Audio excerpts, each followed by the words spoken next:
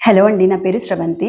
చూస్తున్నాం కదండీ ప్రెజెంట్ సొసైటీలో మంచి కన్నా చెడునే ఎక్కువ స్ప్రెడ్ అవుతుంది. అలా కొనసాగుతున్నంత కాలం ఇలాంటి వాళ్ళు ఎంతో మంది పుట్టుకొని వస్తూనే ఉంటారు. అలా రాజ్యం నడుస్తూనే ఉంటుంది. ఈ సమాజం ఎటుపోతుందో అర్థం కావట్లేదు.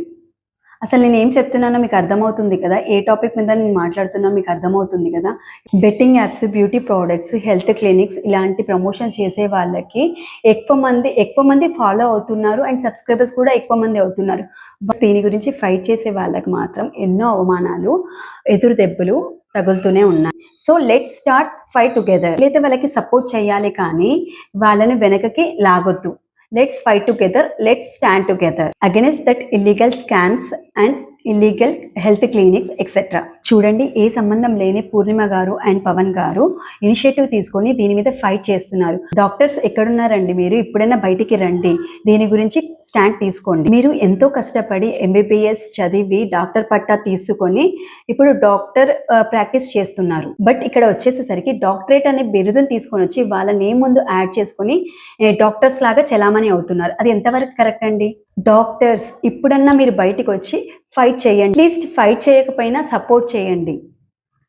సపోర్ట్ చేసే వాళ్ళ వెనకాల బ్యాక్ బోన్గా నిలవండి.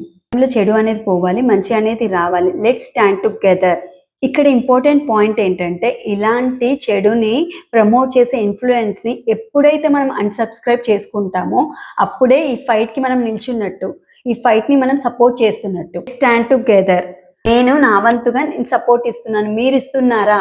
కేస్ మీ సపోర్ట్ ఇస్తున్నట్టయితే ఇప్పుడైనా వెళ్ళి వెంటనే అన్సబ్స్క్రైబ్ చేసుకోండి. అలాంటి ఇన్ఫ్లుయెన్స్ని ఇప్పుడే అన్సబ్స్క్రైబ్ చేసేసుకోండి. ఇన్ఫ్లుయెన్సర్స్, ఇది మీకే చెప్తున్నాను, ఇప్పటికైనా కళ్ళు తెరవండి. ఇలాంటి ఫేక్ ప్రమోషన్స్ ఇక మీద చెయ్యకండి. ఇన్ కేస్ ఏదైనా ప్రమోషన్స్ చేయాలి అని అనుకుంటే నలుగురికి యూజ్ అవుతుందా లేదా అని ఆలోచించి, ఇన్ కేస్ నలుగురికన్నా యూజ్ అవుతుందని అంటే అప్పుడు ప్రమోషన్స్ చేయండి. అలాంటి ప్రమోషన్స్ని మీరు తీసుకోండి. ఎందుకండి ఇలాంటి ఫేక్ ప్రమోషన్స్ తీసుకొని మనుషుల ప్రాణాల మీద చెలగాటలాడతారు? ఇప్పటికైనా కళ్ళు తెరిచి అది సమాజానికి ఎంతవరకు యూజ్ అవుతుంది అని ఆలోచించి ప్రమోషన్స్ చేయండి.